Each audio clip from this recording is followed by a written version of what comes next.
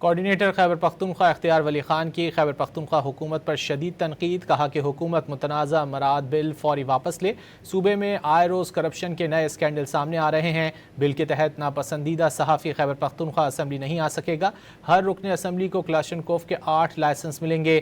تاحیات بلو passport فرار اور بیرون ملک پناہ کا راستہ ہے۔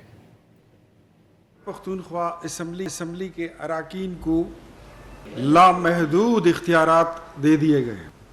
تاحیات بلو پاسپورٹ کا مطلب یہ ہے کہ یہ لوگ اپنے پاسپورٹ پر نکل جائیں اور اس کو سرنڈر کر دے، پولیٹیکل اسائلم لے لیں، بالکل اسی طرح جس طرح اقبال آفریدی نے کیا تھا۔